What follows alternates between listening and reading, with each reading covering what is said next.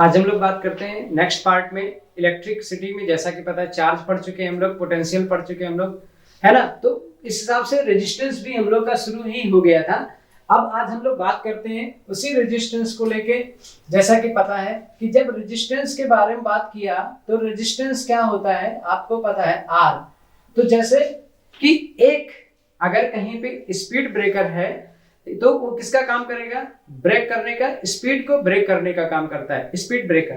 तो ऐसे रेजिस्टेंस होता है वो करंट को क्या करता है, रेजिस्टेंट करता है, रेजिस्ट करता है यानी रोकता है। तो आपको पता चल गया रेजिस्टेंस के बारे में क्या होता है, ओम्स लॉ भी आपने डिफाइन किया। उसके बाद हम लोग चलते हैं नेक्स्ट हेडिंग पे, चलते हैं हम लोग, पावर भी हो गया था। अब रेजिस्टेंस का कॉम्बिनेशन देख लेते हैं। तो कॉम्बिनेशन ऑफ रेजिस्टेंस आज पढ़ते हैं, कॉम्बिनेशन ऑफ रेजिस्टेंस, रेजिस्टेंस।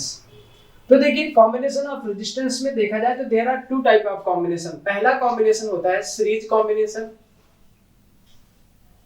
और दूसरा होता है पैरेलल कॉम्बिनेशन।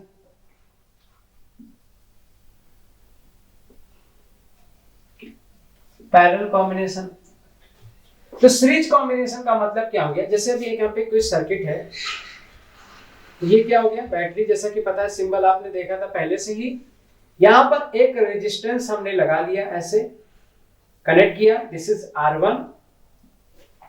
दूसरा रेजिस्टेंस हमने लगाया, this is R2 and another third resistance, this is R3। ऐसे बना दिया। तो आपको पता है यहां पर क्या है, पोटेंशियल। जैसा कि पता है कोई भी पावर की सप्लाई दी जाएगी तो कोई भी चार्ज इसमें क्या किया जाएगा, फ्लो किया जाएगा। तो ये बैटरी क्या करेगी, चार्ज को फ्लो कराएगी। अब ये जब चार्ज को फ्लो कराएगी तो इस रेजिस्टेंस, यहां से पोटेंशियल कितना निकला, V निकला। तो आपको ध्यान रखना है तीन चीजें होती हैं हमारे पास, V, I एंड R। तो V, I और R को देखा जाए तो इसमें से एक ऐसी होगी जो नहीं बदलेगी। तो इस सर्किट को देखते हुए देखिए, इसमें से करंट क्या निकलेगी, यहाँ पॉजिटिव है तो करंट कितनी निकलेगी, I। यहां से कितनी करंट निकली, I। यहां कितनी करंट गई, I। तो अब आप देखिए मैंने कहा था अगर करंट अपना पाथ ना बदले तो इसका मतलब वो होगी सीरीज। तो जितनी करंट इसमें गई उतनी ही करंट क्या आ रही है, इसमें आ रही है। उतनी ही करंट देखिए यहां से निकल रही है और सेम उतनी करंट यहाँ पे। तो आपने क्या देखा, जितनी करंट निकली थी उतना ही करंट सभी रेजिस्टेंस में गई और किसी भी समय में करंट को डायलॉग नहीं बोलना पड़ा कि आधे इधर आधे उधर। तो इसका मतलब क्या हो गया कि जब चुपचाप करंट सीधे निकल जाए सभी रेजिस्टेंस से, तो इसका मतलब ये कौन सा कॉम्बिनेशन होता है, सीरीज कॉम्बिनेशन होता है। कौन सा कॉम्बिनेशन, सीरीज। तो बताइए अब तीन चीज में से अगर आपने फिक्स कर दिया कि करंट नहीं बदला तो आपने कहा एक ही चीज नहीं बदलेगा, इसका मतलब इस वाले रेजिस्टेंस में पोटेंशियल कितना होगा, V1। तो इस वाले रेजिस्टेंस में कितना पोटेंशियल होगा, V2। इस वाले रेजिस्टेंस में कितना पोटेंशियल होगा, V3। तो अब आपने देखा कि अगर आपसे कोई कहता है ड्रॉ द सर्किट, ठीक, when resistance attached in series combination, तो आप ये सर्किट ड्रॉ कर सकते हैं। कैसे करंट फॉलो किया आपको पता है। तो आपको दिख रहा होगा पहले जो मेन सोर्स था, जो बैटरी थी, उसकी पोटेंशियल कितनी थी, V। और वो अब किसमें क्या हो गई है, डिवाइड हो गई है। किसमें किसमें, V1, V2, V3 में डिवाइड हो गई है। इसका क्या मतलब हुआ कि V equal to V1 plus V2 plus V3। तो V इक्वल टू क्या होता है, IR। तो V1 कितना हो गया, IR1 प्लस V2 कितना हो गया, IR2 प्लस V3 कितना हो गया, IR3।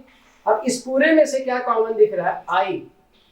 तो जब I कॉमन करेंगे तो R1 plus R2 plus R3, I से I क्या कैंसिल हो गया, तो क्या बच गया, R equal to R1 plus R2 plus R3। तो आपने क्या देखा कि व्हाट इज सीरीज कॉम्बिनेशन, यानी सीरीज कॉम्बिनेशन क्या होता है, R equal to R1 plus R2 plus R3, यानी नेट रेजिस्टेंस जो होगा वो अलग अलग रेजिस्टेंस को जो दिया रहेगा, डिफरेंट रेजिस्टेंस जो दिए रहेंगे उनको हम सीधे या डायरेक्टली क्या कर दें, ऐड कर दें, तो उसे कहते हैं रेजिस्टेंस। तो आपने क्या देखा, व्हाट इज सीरीज कॉम्बिनेशन। तो क्या होता है सीरीज कॉम्बिनेशन में, आपने कहा कि जब जितने भी रेजिस्टेंस लगे हो उनमें करंट का डिवाइड ना हो, यानी करंट क्या करे, डिवाइड ना हो, तो उसे बोलते हैं सीरीज कॉम्बिनेशन। तो सीरीज कॉम्बिनेशन का मतलब आपने देख लिया। कैसे डिफाइन करते हैं, तो कैसे फार्मूला डिराइव होता है, तो R equal to R1 plus R2 plus R3। तो सीरीज कॉम्बिनेशन का मतलब R equal to R1 plus R2 plus R3। Parallel combination जानने की कोशिश करते हैं। अब मान लीजिए यहाँ पे क्या लगी है, बैटरी।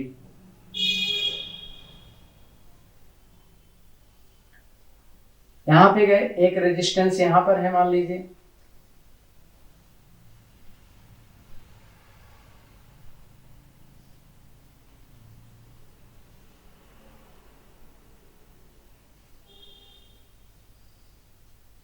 तो अब ये क्या हो गया, मान लीजिए R1 R2 R3, यहां से कितनी करंट निकली, मान लीजिए I, यहां से I, यहां से I। अब ये देखिए यहां पर इस करंट को क्या बोलना पड़ रहा है, आधे उधर आधे इधर, बाकी मेरे पीछे नहीं। अब ये 21 सेंचुरी का जेलर है, ये कहता आधे उधर आधे इधर, बाकी मैं ही पीछे अपने आप में। तो अब इसका मतलब क्या हो गया, तो ये I है, यहाँ पे जितनी करंट जाएगी मान लो कितनी है, I1, यहाँ पे कितनी करंट आई, I2, यहाँ पे कितनी करंट आई, I3। तो बताइए इस रेजिस्टेंस में जो करंट है उसमें सप्लाई कितनी है, I1 की, इस रेजिस्टेंस में I2 की, इस रेजिस्टेंस में I3 की। तो इसका मतलब क्या हो गया, तो आपने खुद देखा, तो एक हिसाब से नेमिंग हम लोग चेंज कर लेते हैं, यहाँ पे R3 की बजाय R1 कर दें ताकि मैचिंग सेम रहे।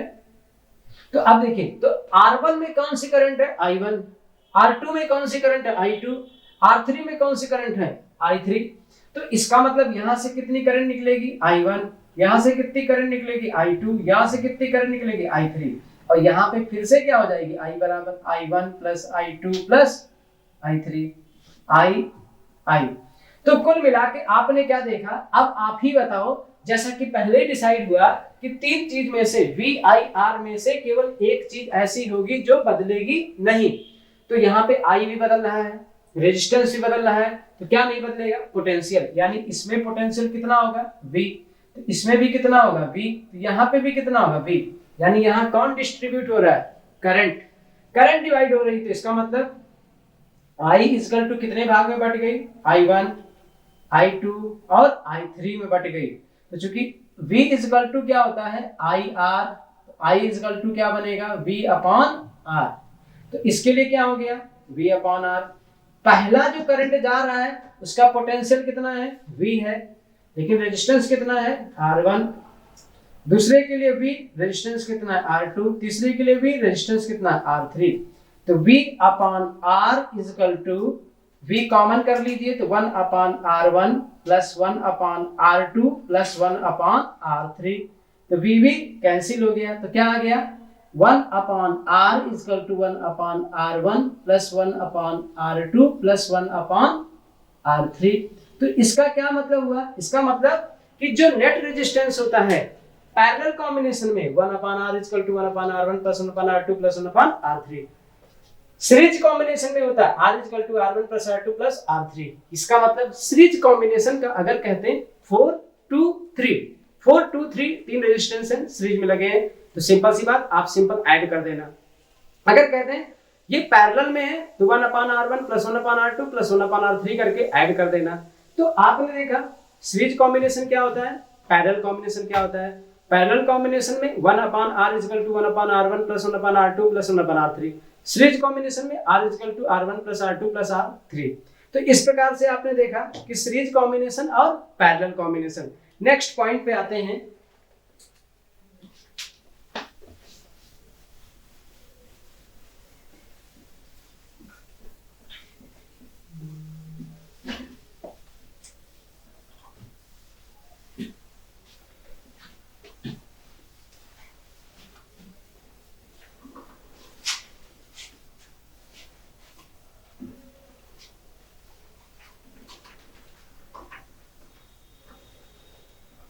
तो आपने सीरीज कॉम्बिनेशन पैरेलल कॉम्बिनेशन देख लिया। सीरीज कॉम्बिनेशन में क्या होता है, 1 upon R equal, series combination में क्या होता है, R equal to R1 plus R2 plus R3। This is called series combination. Parallel combination में क्या होता है 1/r equal to 1/r1 plus 1/r2 plus 1/r3, this is called parallel combination. अब ध्यान दीजिए, अगर दो रेजिस्टेंस है R1 एंड R2 और आपसे कहा जाए ये पैरेलल कॉम्बिनेशन में है, तो आप इतना टेंशन लेने की जरूरत नहीं है, सीधे आप ये भी कह सकते हो R1 R2 upon R1 plus R2, यानी दो रेजिस्टेंस अगर आपके पास दिए हैं तो उनका प्रोडक्ट करके उनका क्या कर दीजिए, सम कर दीजिए। ये क्या बन गया आपका रेजिस्टेंस, नेट रेजिस्टेंस आ गया। तो ये जो कॉम्बिनेशन होती है this is called parallel combination. तो आपने सीरीज कॉम्बिनेशन देखा, पैरेलल कॉम्बिनेशन देखा। नेक्स्ट हेडिंग पे आते हैं रेजिस्टिविटी की। तो रेजिस्टेंस अब याद रखिएगा,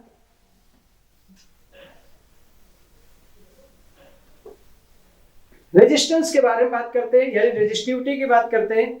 तो अब देखिए जो आपका जो रेजिस्टेंस है वो ऑलवेज डायरेक्टली प्रोपोर्शनल टू किसके होता है, लेंथ। अब देखिए जो बल्ब होता है, बल्ब, तो बल्ब में देखिए ऐसे फिलामेंट होते हैं, ऐसे करके लगाया जाता है यानी कॉइल फॉर्म में लगाया जाता है, और इसकी साइज लगभग याद रखिएगा 75 सेंटीमीटर होती है। अब सोचिए क्यों नहीं इसको क्या किया जाता है, ऐसे डायरेक्ट लगा दिया जाता है। इसका मतलब कॉइल फॉर्म में इसलिए रखते हैं ताकि कम से कम जगह में ज्यादा से ज्यादा लॉन्ग वायर रख सके, कम से कम जगह में ज्यादा से ज्यादा बड़ा तार लगाया जा सके। और ये जो तार होता है, वायर होता है, ये किसका बना होता है, टंगस्टन का। किसका बना होता है, टंगस्टन का। और ये बहुत ही क्या होता है, हाई मेल्टिंग पॉइंट होता है इसका। इसका मेल्टिंग पॉइंट लगभग 3400 डिग्री सेल्सियस होता है। तो बल्ब का फिलामेंट, टंगस्टन का बल्ब के फिलामेंट की साइज 75 सेंटीमीटर, और आपको यही बताना चाहता था कि लेंथ जितने ज्यादा होगी रेजिस्टेंस उतनी ज्यादा होगी। तो R is directly proportional to L हो गया। दूसरा पॉइंट आता है कि जो क्रॉस सेक्शनल एरिया होता है, अब याद रखिएगा R is inversely proportional to A square. तीसरा, तो आपने कहा जितना लेंथी, जितना लॉन्ग वायर होगा उसका रेजिस्टेंस उतना अधिक होगा, और उसका क्रॉस सेक्शनल एरिया क्या होता है, इनवर्सली प्रोपोर्शनल। अब ये क्रॉस सेक्शनल एरिया क्या होता है, जैसे कोई भी वायर है तो आपको पता है ये बहुत ही छोटा, अगर इसको हम कट कर दे तो ये क्या बन गया, स्मॉल सर्किल बन गया, स्मॉल। अब क्रॉस सेक्शनल एरिया यानी स्मॉलेस्ट एरिया कैसा होता है, स्मॉलेस्ट एरिया। तो what is cross sectional area, it is the smallest area. तो एनी कंडक्टर वायर का जो होता है it is the smallest area होता है, इसे क्रॉस सेक्शनल एरिया कहते हैं। तो अब ये इक्वेशन फर्स्ट हो गया, ये इक्वेशन कितना हो गया, सेकंड हो गया। तो अब जो चीज दो बार है उसको कितनी बार लिखेंगे, 1 from equation first and second. अब दो चीज दो बार है उसको कितनी बार, 1 बार, तो L हो गया इंटू 1/A स्क्वायर हो गया। तो R equal to rho L upon A square कह सकते हैं, where rho equal to constant. अब रो जो है वो कांस्टेंट है, इसे हम लोग कहते हैं स्पेसिफिक रेजिस्टेंस। क्या कहते हैं, स्पेसिफिक रेजिस्टेंस बोलते हैं हम लोग, या रेजिस्टिविटी बोलते हैं।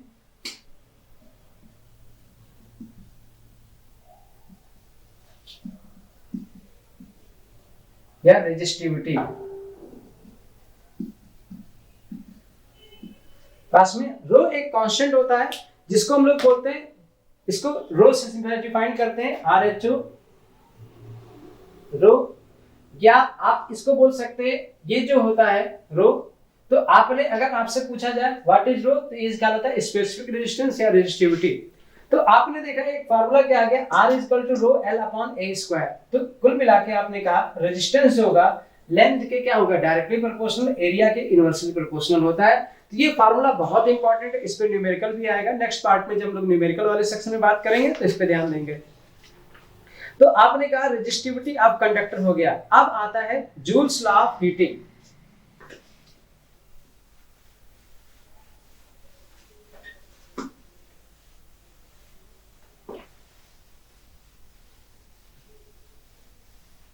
अब देखिए एक और इंपॉर्टेंट है, उससे पहले तो आपने देखिए पावर के बारे में जान लिया था। तो पावर का कुछ इंपॉर्टेंट पॉइंट है जिसको और अच्छे से जान लेते हैं। देखिए power P equal to W upon T पढ़ा था आपने, और इसकी यूनिट होती है वाट। याद रखिएगा पावर के कुछ इंपॉर्टेंट पॉइंट आते हैं तब चलते हैं जूल्स लॉ पे। एक तो पहला पॉइंट ये आता है कि इलेक्ट्रिक पावर है, तो अब अगर कहा जाए 1 हार्स पावर इक्वल टू कितना होता है, तो 746 वाट होता है। कितना होता है? 746 वाट। 1 हार्स पावर इक्वल टू 746 वाट होता है। नेक्स्ट पॉइंट आता है कि अगर आपसे ये कहा जाए कि 1 हार्स पावर और उसके बाद आता है यानी कि 1 वाट आवर्स, तो वो सब हम लोग बाद में देखते हैं कि जैसे कि या पहले बात कर लेते हैं कि तो 1 किलोवाट आवर, याद रखिए ये यूनिट होती है। क्या होती है? यूनिट होती है 1 किलोवाट आवर। किसी भी इक्विपमेंट का जो यूनिट जो एक्सपेंडिचर हो रहा है उसको यूनिट में मेजर करते हैं। 1 किलोवाट आवर को क्या कहा जाता है? जूल में कन्वर्ट करो। किसमें? जूल में कन्वर्ट करिए। ये बहुत इंपॉर्टेंट है। तो देखिए 1 किलोवाट आवर को जूल में कैसे कन्वर्ट करते हैं, तो किलोवाट आवर चूंकि जैसा कि पता है बड़ी यूनिट है, इसको किस में लाना? जूल में। तो किलोवाट को क्या मतलब हो गया? 1 किलोवाट इक्वल टू 10 की पावर 3 या 1000 वाट। ठीक। आवर का मतलब हो गया 60। 1 आवर में कितने सेकंड होते हैं? 60 इंटू 60 सेकेंड। तो कितना आ गया? 1000 इंटू 3600 और ये क्या हो गया? वाट इंटू सेकेंड। तो 1000 कितना हो गया? 3 6 कितने जीरो हो गए? 1 2 3 4 5। 36 इंटू 10 की पावर 5। और वाट को क्या लिख सकते हैं? जूल पर सेकेंड। और ऑलरेडी यहां पे क्या है? सेकेंड। तो सेकेंड से सेकेंड क्या हो जाएगा? कट जाएगा। तो 36 इंटू 10 की पावर 5। अब देखिए तो ये क्या लिखा हुआ है? 36 इंटू 10 की पावर 5। और जैसा कि पता सेकंड सेकंड अगर कैंसिल आउट हो गया तो क्या बच गया? जूल। तो अब अगर इसको और फॉर्म में लिखना होगा तो आपको पता है इसको क्या लिख सकते हैं हम लोग। अगर इसको लिखा जाए तो पॉइंट के फॉर्म में लिखना हो तो कैसे लिखेंगे? 3.6 इंटू 10 की पावर 6 जूल। अब देखिए अगर हम इस पॉइंट को हटाएं तो नीचे क्या आ जाएगा? एक जीरो आ जाएगा। अगर इस पॉइंट को हटा रहे हैं तो नीचे एक जीरो आ जाएगा। फिर से कट के देखिए ये आ जाएगा 36 10 की पावर 6 10 की पावर 5। तो आपने क्या देखा? 1 किलोवाट आवर को किसमें कन्वर्ट करना होता है? जूल में। बहुत इंपॉर्टेंट है। 1 किलोवाट आवर को जूल में कैसे कन्वर्ट करते हैं तो फिर से समझ लीजिए, बहुत इंपॉर्टेंट है। तो किलोवाट जैसा कि आपको पता है ये बड़ी यूनिट है। तो 1 किलोवाट बराबर 1000 वाट। जैसे 1 किलोग्राम बराबर 1000 ग्राम है ना, वैसे 1 kilowatt hour is equal to 1000 watt. 1 hour is equal to 60 into 60 second. तो आपको पता है इसको अगर और अच्छे से देखना हो तो आप ऐसे कर सकते हो, 1 किलोवाट आवर को एक साथ इंटू 1 आवर को एक साथ लिखिए और फिर बारी बारी से इसको चेंज करिए। तो अब देखिए न्यूमेरिकल वैल्यू एक साथ लिख लीजिए। 1000 इंटू 60 इंटू 60 यानी 3600। वाट इधर लिखा, सेकंड इधर लिखा। तो 1000 और 3600 मतलब 36 और कितने जीरो हो गए? 5 जीरो। 10 की पावर 5। वाट की यूनिट क्या होती है? जूल पर सेकंड। ये ऑलरेडी सेकंड दे रखा है तो सेकंड से सेकंड कैंसिल आउट हो गया तो 36 इंटू 10 की पावर 5 जूल। और अगर पॉइंट आपको लगाना है तो 3.6 इंटू 10 की पावर 6 जूल। तो ये बहुत ही ज्यादा इंपॉर्टेंट है। जितनी तारीफ करें निहायत ही क्या है? कम है। तो 1 किलोवाट आवर को जूल में कन्वर्ट करना आपको सीख लिया। अब उसके बाद आगे पढ़ते हैं joules law of heating.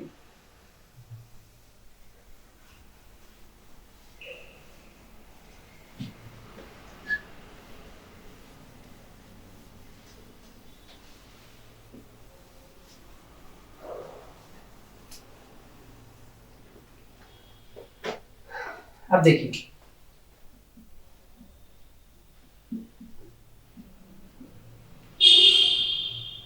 Law of heating. Heat, electric heat की बात करें, इफेक्ट ऑफ हीट की बात करें तो आपको पता है कि जब भी किसी चीज में अगर इसको क्या किया जाएगा, अगर इलेक्ट्रिसिटी की सप्लाई करते हैं तो उसमें अगर हीट प्रोड्यूस हो रहा है तो उसे heating effect of electric current कहते हैं। जैसे हीटर है, बल्ब है, आयरन है, ये सारी चीजें। तो joules law of heating effect की बात करें तो क्या होता था, तो पहले एक फार्मूला देखिए H = I² RT। अब ये देखिए क्या होता है, तो h बार हो गया, हीट के बारे में आ गया, I स्क्वायर RT ये क्या हो गया, जूल हो गया। तो आपने क्या कहा सर, h जो है वो डायरेक्टली प्रोपोर्शनल होता है करंट के स्क्वायर के। तो अगर आपसे पूछा जाए joules law of heating effect क्या होती है, डेफिनेशन लिखिए। तो आपको पता है, पहले ये फार्मूला लिख लेना। अब इसमें देखिए तीन चीजें हैं, I है, R है, T है। तो I फॉर करंट होता है, R फॉर रेजिस्टेंस होता है, T फॉर टाइम होता है। तो तीन बातों पे डिपेंड कर रहा है, it is depend upon three terms, current, resistance and time. तो क्या हो गया, heat is directly proportional to square of current. दूसरा, heat is directly proportional to resistance of conductor wire. तीसरा, heat is directly proportional to time. क्या मतलब हुआ, आपने देखा होगा अगर इलेक्ट्रॉनिक इक्विपमेंट है, अगर आप ज्यादा देर तक यूज करते हो तो वो हीट हो जाती है, यानी उसका हीट बढ़ जाता है, टेम्परेचर बढ़ जाता है। दूसरा पॉइंट आता है रेजिस्टेंस, अगर अधिक हो गया तो हीट बढ़ेगा। तीसरा पॉइंट है, अगर आपने देखा अगर क्या करते हैं, करंट स्क्वायर फॉर्म में जा रही है, यानी स्क्वायर ऑफ करंट है तो डायरेक्टली प्रोपोर्शनल हीट होगी, ज्यादा करंट जा रही है तो हीट करेगा।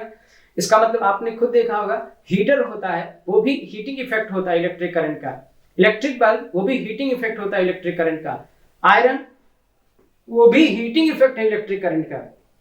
तो H equal to I square R T, तो ये किसमें हो गया, जूल में। अगर इसी को हम लोग क्या कर दें 4.18 से डिवाइड, तो H equal to I square R T upon 4.18, तो ये किसमें बन गया, कैलोरी में। किसमें बदल गया, कैलोरी में।